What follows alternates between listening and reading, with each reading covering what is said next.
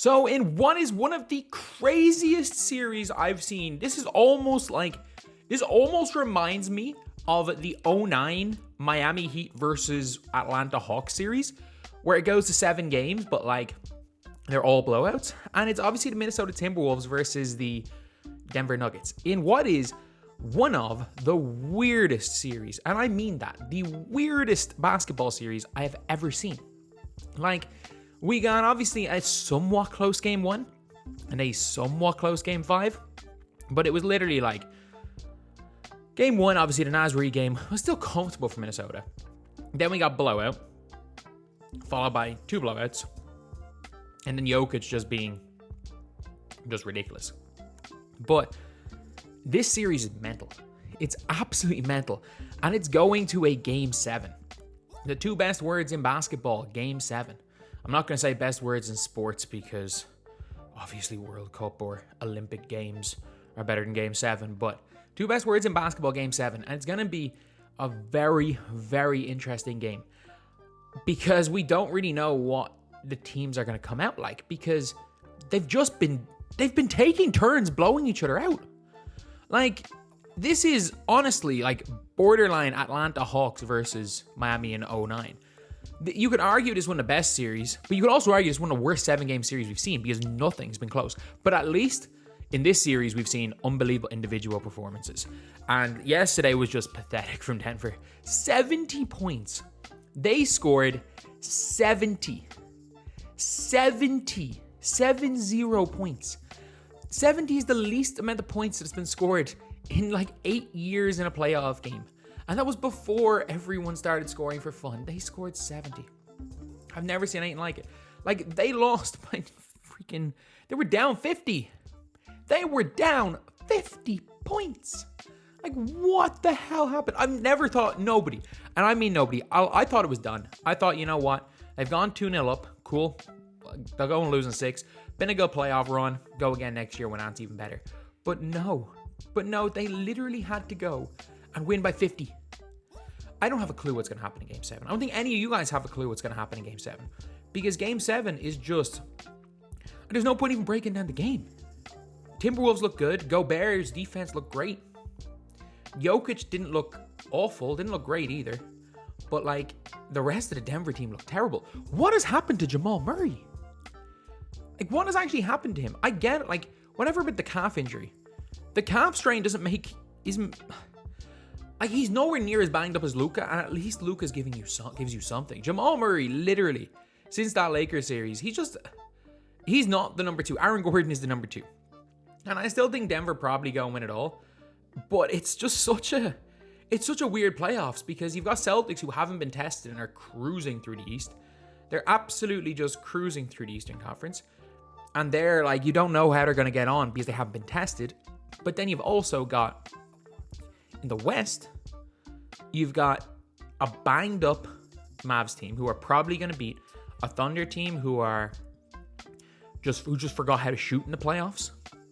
You got a banged up Mavs team facing a Thunder team that just pretty much forgot how to shoot. And then after that, you have got a Denver team and a Minnesota team who have both looked unbelievable and borderline incompetent at times throughout this series. And one of those 4 teams is going through. Could it be a banged up Mavs? I don't think the banged up Mavs beat the... You know what? Luka's good at getting Gobert switched onto him. That's one thing Luka does really well, and Luka kills Gobert every time that switch happens. But it's so hard to see what's going to happen. It really is. Like, I've absolutely no idea. There's no point having predictions. Like, I can make bold predictions, be like, oh, X team, Y team's the favorite. Man, with how bad some of these teams are playing, and how good some of these teams are playing simultaneously, and then the next game it flips, and then 2 games later, they're back the same and flip again. I don't know. I don't know what's happening. I don't know what's happening in the NBA right now. But one thing is for sure, it's at least interesting to watch. But, like, how many games are over by halftime? And then there's Boston who, like, barely beat a Cleveland team without their borderline all-star center, without their superstar, borderline superstar, and without one of their best wings off the bench. They were starting Dean Wade. They started Dean Wade, and they still barely beat them. But at the same time, they got the job done. As the one thing for Boston is you can see they very clearly just got the job done in their games. So there's only so much you can say for that. Like, it doesn't really matter how convincing you are getting to a point as long as you get the job done. Like, again, the last time the Celtics won a championship, they did not look convincing when they were taken to... Like, in the first round, they were taken to 7 by the Atlanta Hawks. In the second round, they were taken to 7 again by the Cleveland Cavaliers. Like, at least the Cavs had LeBron. The Hawks were like rookie Al Horford, Joe Johnson, third year Josh Smith out of high school. Like, I think Mike Bibby might have been there in 08, but like, wasn't that great a team.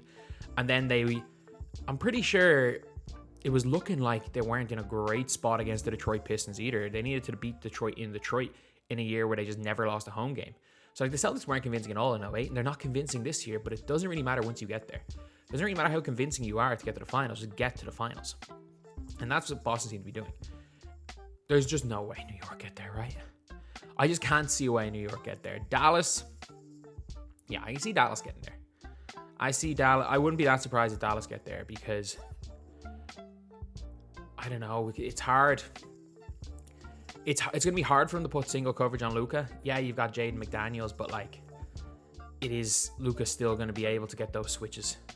Luka does it really, really well, and it's going to be a hard job defending the Mavs. Your Timberwolves, if you are the Denver Nuggets, just hope you outscore those Mavs, because Denver Nuggets don't really have the pieces to guard both Luka and Kyrie. They could guard one or the other. They don't have the pieces to guard both of them. So it is really going to be an interesting rest of the way. The rest of the way is going to be, like, it's so hard to predict, but again, there's no point even breaking down last night's game. It was a 50-point blowout. Jokic didn't even sit down for the fourth quarter. He was just staring at the game. Like, I wonder what outfit Jokic is going to show up in. Knowing Jokic, he'll show up dressed like a funeral director or something. Like, that man is going to have... He's either going to have one of the best games of his career or one of the worst games of his career. There's no in between. There's no in between. And Game 7 is going to be a blowout. I'm calling that now. I don't know who's going to win, and I'm not a brave enough man to call that. I'm not a brave enough man to call who wins that game, but I think just like most of this series, Game 7 is going to be a blowout, lads. So yeah, that is the video. The playoffs are crazy. This series is crazy, and I don't know how anyone is going to predict anything that goes on. Heck, I don't know how anyone's going to be able to predict the finals when the finals happen. So anyway, yeah, that is the video, lads. Thank you guys for watching. Please like, comment, and subscribe.